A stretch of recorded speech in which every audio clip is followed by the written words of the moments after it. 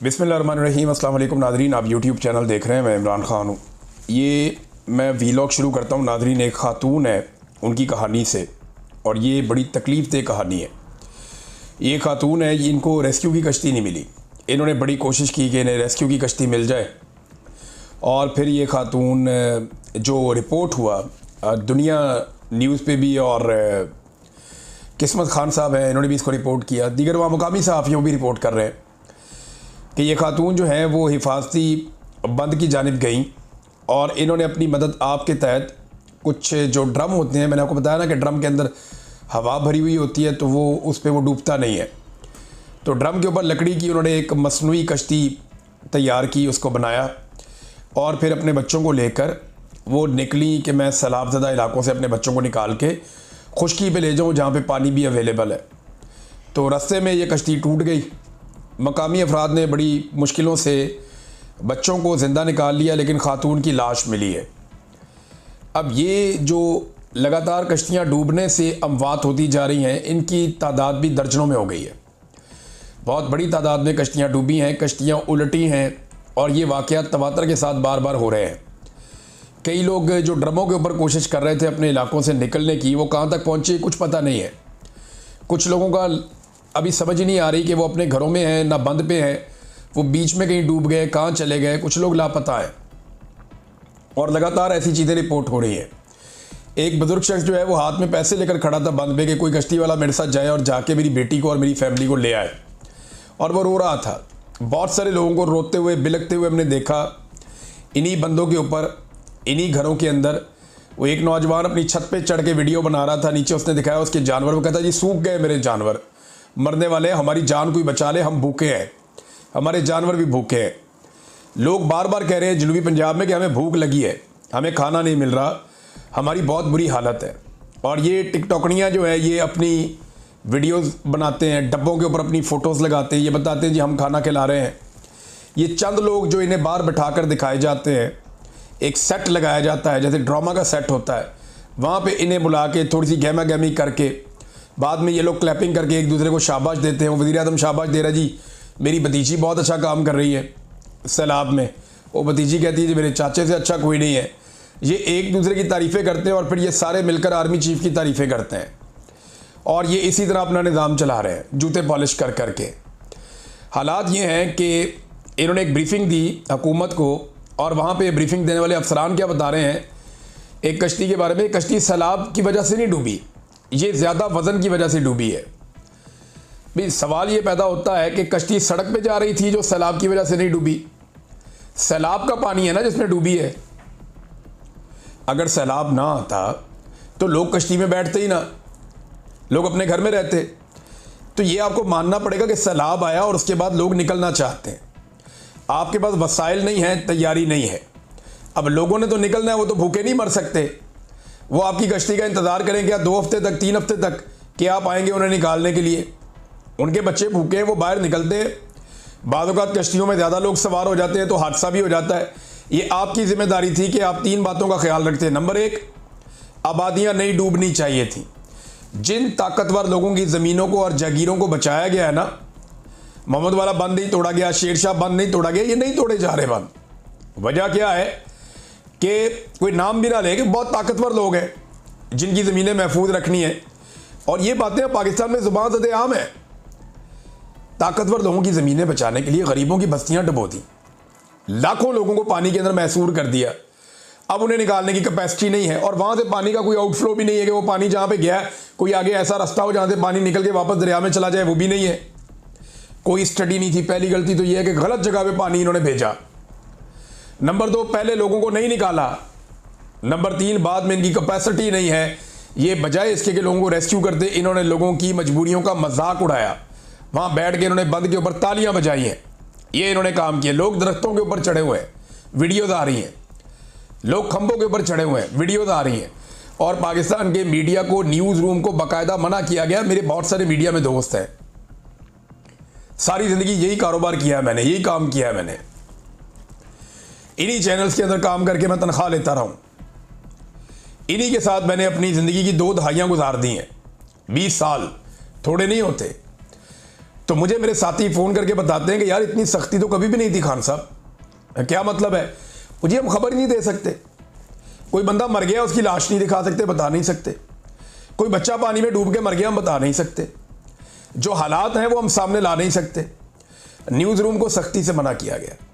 डरे हुए सारे कि एस्टेब्लिशमेंट नाराज़ हो जाएगी कि अगर हालात बुरे दिखाए, हालात बद से बदतरीन है वहाँ पे, लेकिन अगर आपने ये हालात बद दिखाए या बुरे दिखाए तो आपको निशान इबरत बनाया जाएगा। आप नौकरी से हाथ धो बैठेंगे, आपका चैनल बंद कर देंगे। इस तरह का खौफ फैलाया गया न्यूज़ चैनल्स में, और अभी तक उनको अलाउ नहीं है। लोग दरख्तों पर, खंभों पर चढ़े हुए हैं, खंभों के ऊपर तारों के साथ लोग ऊपर चढ़ के बैठे हुए हैं। बिजली तो है नहीं, वहां से चढ़ के लोग, और चढ़ने का मकसद क्या है? सिर्फ ये है कि ऊपर से हम दिखाई देंगे, हाथ हिलाएंगे, कश्ती वाला कोई जा रहा होगा उसको अपने इलाके की तरफ मोड़ेंगे, उसको पैसा वैसा देंगे, वहां से निकलेंगे। और तो कोई रीज़न समझ नहीं आता ना। तो ये इन्होंने हालात लोगों के पैदा कर दिए, लेकिन तालियां बजा रहे हैं। नाज़रीन, ये सैलाब की सूरत हाल हम आपके साथ डिस्कस करते रहेंगे। चीज़ें मैं आपको बताऊंगा। महंगाई बहुत बड़ी है सैलाब आने के बाद, और लगातार महंगाई में इजाफा हो रहा है, और इसके कम होने के इम्कानात भी नहीं है, क्योंकि IMF का एक वफद फिर आ रहा है पाकिस्तान टारगेट्स पूरे करने में नाकाम रहा है। सिर्फ पाकिस्तान ने एक ही टारगेट किया है कि पाकिस्तान की एस्टेब्लिशमेंट ने डोनाल्ड ट्रंप के जूते पॉलिश करके उसको राज़ी कर लिया है, और एक बड़ी सतही किस्म की बहुत ही कमज़ोर सी अमरीकी कंपनी के साथ मादनियात का मुआहदा भी कर लिया है, ताकि अमेरिकन खुश रहे, राज़ी रहे, और हमें कोई IMF का या दुनिया का ऐसा दबाव ना आए जिससे हम ना निकल सकें। लिहाजा इन्होंने सिर्फ इतना ही काम किया है। तो अब टारगेट पूरे करने के लिए पाकिस्तान में महंगाई मज़ीद बढ़ेगी। ये महंगाई का तूफान थमने वाला नहीं है, इसमें इजाफा हो रहा है जो आने वाले वक्त में मज़ीद बढ़ सकता है। IMF का भी मज़ीद दबाव आने वाला है कि पैसा इकट्ठा करो, और पाकिस्तान की जो सरकार की तवज्जो है वो कहीं और है। सलाहियत उनके अंदर है नहीं, सलाहियत का फुकदान है, ना वो आवाम को बचा सके, ना वो महंगाई को रोक सकते हैं। अब इमरान खान साहब के हवाले से एक इंपॉर्टेंट खबर है, मैं ये आप तक पहुंचा देता हूं। ये खबर ये है कि तोशाखाना 2 का केस चलाया जा रहा है अदालत में। अब पाकिस्तान तहरीक इंसाफ चाहती है कि पहले अलकादर में इमरान खान साहब की ज़मानत हो जाए, वो बाहर आ जाए, फिर चलाते रहे तोशाखाना 2 का केस। लेकिन जो एस्टेब्लिशमेंट है उसकी ख्वाहिश ये है कि इमरान खान साहब जेल के अंदर ही मौजूद हों। पहले उन्हें तोशाखाना 2 में सज़ा सुनाई जाए ताकि वो जेल के अंदर रहे, और फिर उन्हें अलकादर में ज़मानत दी जाए। इनका तरीका वारदात ये है। 8 महीने से इमरान खान ने और उनकी एहलिया ने तोशाखाना 2 में बरियत की दरख्वास्त दी हुई है, जिसको नहीं सुना जा रहा। ये ज़रा देखिए आप पंजूथा साहब ने बताया, इमरान खान साहब ने दोबारा उसमें एक दरख्वास्त दायर कर दी है कि ये समात रोकी जाए। यानी जब तक पाकिस्तान तहरीक इंसाफ की स्ट्रेटजी ये है, जब तक इमरान खान साहब की अलकादर यूनिवर्सिटी केस में ज़मानत नहीं हो जाती, तब तक तोशाखाना 2 की समात रोकी जाए और इसमें सज़ा होने से रोकी जाए। अगर तोशाखाना 2 में सज़ा रोक दी जाती है और इमरान खान साहब अलकादर में ज़मानत ले लेते हैं, तो फिर तो वो बाहर आ जाएंगे, या कोई नया मुकदमा बनाना पड़ेगा उन्हें अंदर रखने के लिए। तो इमरान खान और बुशरा बीबी की तोशाखाना 2 की केस में बरियत की दरखास्तों पर इस्लामाबाद हाई कोर्ट में 8 महीने से एक भी बाकायदा समात नहीं हुई। नवाज शरीफ के लिए ये सिस्टम एयरपोर्ट पहुंच जाती है अदालत कि मियाँ साहब ने अंगूठा लगाना है, और इमरान खान की 8 महीने से एक भी समात नहीं हुई तोशाखाना 2 के केस में। ये हालात हैं। और ये जज कौन है? ये वही जज हैं जिनको 26वीं आईनी तरमीम के बाद लाया गया, जस्टिस इनाम अमीन मिनहास। इन्होंने 23 और 28 जनवरी को 2 समातें की थी। तब से ये मामला ठंडा पड़ा हुआ है। फिर 25 अप्रैल को हमारी एक दरख्वास्त मंजूर की गई, लेकिन ये मामला अभी तक नहीं सुना गया। ये पाकिस्तान तहरीक इंसाफ का मौक़िफ़ है। लेकिन इमरान खान साहब ने और बुशरा बीबी ने, अब ये एक वकला का एक और तरीका है कि कुछ भी करके इमरान खान साहब को बाहर निकालने का इंतज़ाम किया जाए। तोशाखाना 2 में देखें, वकील तो बेचारे अपनी कोशिश करेंगे ना, जोर लगाएंगे, अदालतों में जाएंगे, लेकिन एस्टेब्लिशमेंट ने जब ये फैसला किया हुआ कि इमरान खान को हमने बाहर नहीं निकालना, तो वो कोई और रास्ता देख लेंगे इमरान खान को जेल में रखने का। यानी वो 9 मई के अंदर कोई और एक चीज़ करके गिरफ्तारी डाल देंगे, कोई खुफिया कहीं से मुकदमा उठाएंगे जी इसमें इमरान खान मुलविस था, गिरफ्तारी डाल देंगे। कोई एक चीज़ कहीं से भी उठा के वो इमरान खान साहब को फिक्स करेंगे, क्योंकि पाकिस्तान की मिलिट्री एस्टेब्लिशमेंट, या ख़ास तौर पे हाफिज़ सैयद आसिम मुनीर साहब जो इस वक्त फील्ड मार्शल भी हैं, उन्हें अपनी एक्सटेंशन तक इमरान खान साहब को जेल में रखना पड़ेगा, क्योंकि इमरान खान साहब कॉम्प्रोमाइज करेंगे नहीं, वो बाहर आगे इसकी मुखालफत करेंगे। और आसिम मुनीर साहब जो है वो अभी कंटिन्यू करना चाहते हैं इस नौकरी पे। वैसे कोई भी आर्मी चीफ आता है वो कभी रिटायर होना ही नहीं चाहता, वो चाहता है कि वो इसी सीट के ऊपर रहे और मरते दम तक यहीं पे रहे। मुशर्रफ भी कहता था कि वर्दी मेरी खाल है, लेकिन वर्दी तो उतारनी पड़ी फिर, तो वर्दी तो एक दिन उतर जाती है। मुशर्रफ की भी उतर गई थी, बाकियों की भी उतर गई थी, तो वर्दी तो उतर ही जाती है, ये हमेशा रहती नहीं है। ईमान मजारी साहिबा ने इनका जो मामला है उस पर एक स्टेटमेंट दिया है, लेकिन उससे पहले जो जज साहब ने स्टेटमेंट दिया ये ज़रा आप देखें, क्योंकि मजम्मत आ रही है हर तरफ से। एक तो लाहौर हाई कोर्ट बार ने जस्टिस डोगर को नौकरी से फारिग करने का मुतालबा कर दिया। उन्होंने एक मजम्मती बयान जारी किया कि ईमान मजारी अपने क्लाइंट की नुमाइंदगी के लिए अदालत गई थी, ना कि चीफ जस्टिस का दीदार करने। चीफ जस्टिस का आमराना रवैया जजेस कोड ऑफ कंडक्ट का सरीहन खिलाफ वर्जी है और ऐसे जजेस को अदालती कार्रवाई से दूर रखना चाहिए। लिहाजा सुप्रीम जुडिशल काउंसिल नोटिस ले और जस्टिस डोगर को ओहदे से फारिग करे। वैसे इनके खिलाफ सुप्रीम जुडिशल काउंसिल में केस या रेफरेंस बना के भेजना चाहिए। दूसरा, खवातीन ने इसकी बड़ी मुखालफत की है। ये कुछ खवातीन के स्टेटमेंट भी हैं। 41 खवातीन वकला ने इस्लामाबाद हाई कोर्ट के हवाले से एक दस्तखत करके एक मजम्मती बयान जारी किया है। खवातीन वकला की चीफ जस्टिस की जानिब से एडवोकेट ईमान मजारी के मुतालिक गुज़िश्ता रोज़ के रिमार्क्स की मजम्मत की है। ख़त में कहा कि खवातीन वकला की हैसियत से चीफ जस्टिस सरफराज डोगर ने ईमान मजारी मुतालिक रिमार्क्स की मजम्मत हम करती हैं। रिपोर्ट के मुताबिक चीफ जस्टिस ने ईमान मजारी को तौहीन अदालत कार्रवाई की धमकी दी। चीफ जस्टिस ने ईमान मजारी के शौहर को कहा कि इसे समझाएं।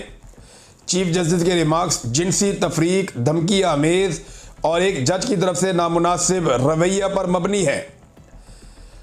तो ये उन्होंने खवातीन ने भी इसकी मुखालफत की है। अब चीफ जस्टिस ने उसके बाद सफाई पेश की। वो ये कहते हैं कि तौहीन अदालत की कार्रवाई हुई तो बच्ची का कैरियर ख़राब हो जाएगा। उन्होंने वजाहत की कि ईमान मजारी मेरी बेटियों की तरह है। मैं कल उसे समझा रहा था, मैंने कहा कि आप मेरे फैसलों से इख्तलाफ कर सकती हैं, ज़ात पर ना करें। मैंने तो नहीं कहा कि मैं पकड़ लूँगा, इस बात को कल से फैलाया जा रहा है। हादी साहब खड़े थे, मैंने कहा कि इन्हें पकड़ कर ले जाओ वरना मैं तौहीन अदालत की कार्रवाई कर दूंगा। अब ये जज साहब जो है ना मुकर गए अपनी बात से। हादी साहब ने दोबारा दोहराया कि नहीं जज साहब, आपने ये नहीं कहा था, आपने कहा था कि मैंने इसे पकड़ लिया ना। तो वैसे मैं आपको एक बात बताऊँ, पकड़ना तो जब भी है वो अल्लाह रब्बुल इज़्ज़त ने पकड़ना है। उसकी पकड़ बड़ी सख्त है, वो पेशानी के बालों से और पैरों से पकड़ लेता है, इंसान हिल भी नहीं सकता। अल्लाह ताला कुरान पाक में कहता है बार बार कि उसकी पकड़ बड़ी सख्त है मेरे अल्लाह की। तो पकड़ने का इख्तियार तो सिर्फ अल्लाह के पास है। आप कहाँ से खुदा बन रहे हैं कि मैंने पकड़ लिया ना। और अगर किसी दिन आपको अल्लाह के हुक्म से अवाम ने पकड़ लिया ना, तो फिर आप देखिएगा क्या होगा। और बहुत सारे ममालिक की मिसालें आपके सामने हैं जो वहाँ पे ऐसे जजेस के साथ जो एस्टेब्लिशमेंट के या हुकूमतों के इशारों पर नाचते थे उनके साथ हुआ। लिहाजा अपना अपना किबला सबको दुरुस्त रखना चाहिए। ईमान मजारी साहिबा का भी इस पर स्टेटमेंट आया। ईमान मजारी साहिबा ने कहा कि पहले तो चीफ जस्टिस साहब ने बदतमीजी की, मुझसे मेरी काम की जगह पर मुझे हरास किया गया। लेकिन यही बात मैं कर रहा था कल भी कि इनको हरासमेंट का केस करना चाहिए। और खुली अदालत में मुझे धमकी दी गई। अपने किए पर शर्म तो इन्हें आनी नहीं और आज भी सेक्सिस्ट रिमार्क्स पास कर रहे हैं। मैं ना तो उनकी बेटी हूं ना ही बच्ची हूं, मैं एक प्रोफेशनल वकील हूं। तूफाने बदतमीजी करके अब कहते हैं मेरी बात सही कोट नहीं की गई और आज भी वही रवैया है। तो ये ईमान मजारी साहिबा ने और उनके शौहर ने खुलकर बताया कि अब चीफ जस्टिस अपने बयान से भाग रहे हैं और झूठ बोल रहे हैं। असल बात वही है जो कल उन्होंने अदालत में कही और मीडिया ने उसको रिपोर्ट किया था।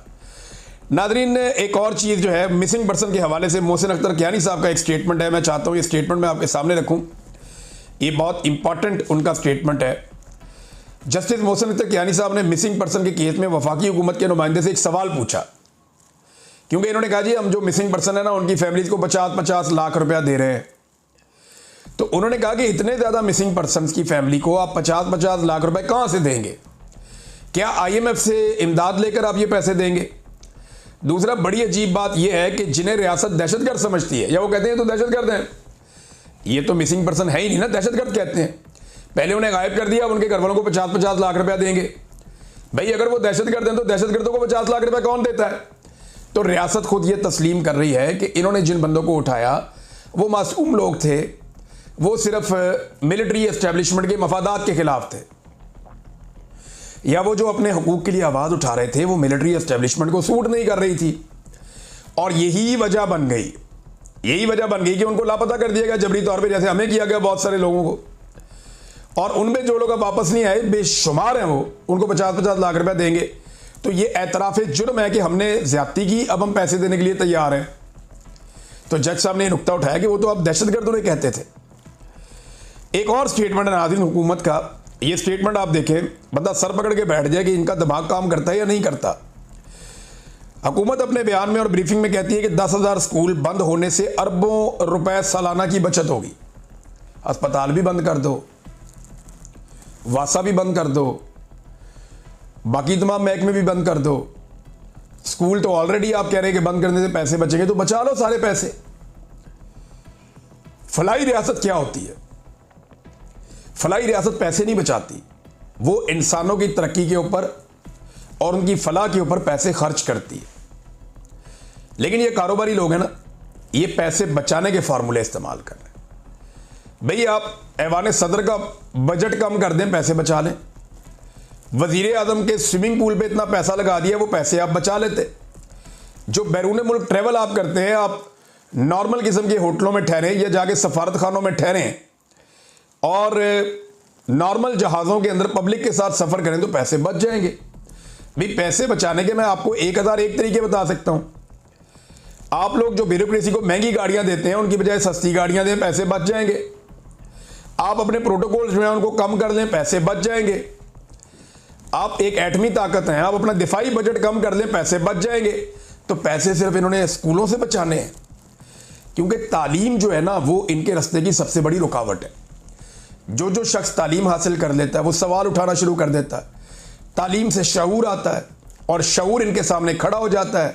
लिहाजा एस्टेब्लिशमेंट को और हुकूमत को तालीम याफ्ता लोग तो बिल्कुल पसंद नहीं है जो आगे से सवाल करें और जवाब मांगें, लेकिन सवाल तो होंगे।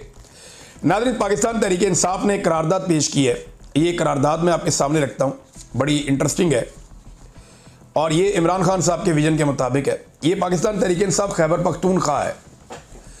इस करारदाद से ना एक दो चीज़ें साबित हो रही हैं, जो एक दो दिन से एक्टिविटीज़ हो रही हैं, कि अली अमीन गंडापुर किसी और तरफ है और खैबर पख्तूनख्वा की पाकिस्तान तहरीक इंसाफ किसी और तरफ है।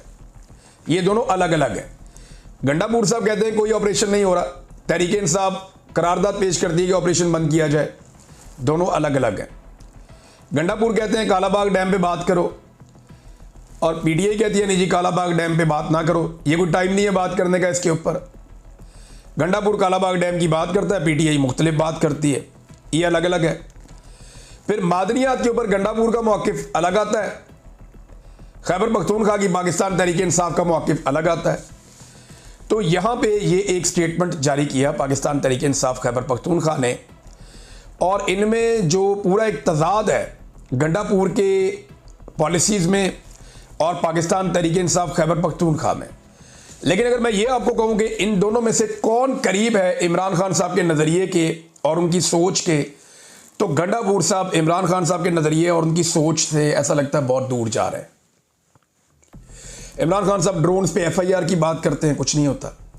इमरान खान साहब ऑपरेशन रुकवाने की बात करते हैं, कुछ नहीं होता। अली अमीन गंडापुर को कहते हैं मेरे लिए मुलाकात के लिए आओ, कुछ नहीं होता। वो कहते हैं अफगानिस्तान बात करने जाओ, कहते हैं जी पासपोर्ट ही नहीं है। जो वो कहते हैं जी अडियाला जेल आओ, वो मिर्ज़ा अफरीदी के फॉर्म पे पहुंच जाते हैं सबको लेके, अडियाला जेल का रास्ता उन्हें नहीं मिलता। वो कहते हैं डी चौक चले जाओ, वो 2 दफ़ा जाता है, दोनों दफ़ा डी चौक नहीं जाता। तो गंडापुर की और इमरान खान की सोच में बहुत फ़र्क बढ़ता जा रहा है। जबकि पाकिस्तान तहरीक इंसाफ जो आज़ाद लोग हैं वहाँ पे खैबर पख्तूनख्वा के, उनकी सोच इमरान खान साहब की सोच से कुछ मुताबिकत दिखाई देती है उसमें। नाज़रीन, अब तक के लिए इतने, अपना ख्याल रखिएगा और अपने इस चैनल का भी। अल्लाह हाफ़िज़।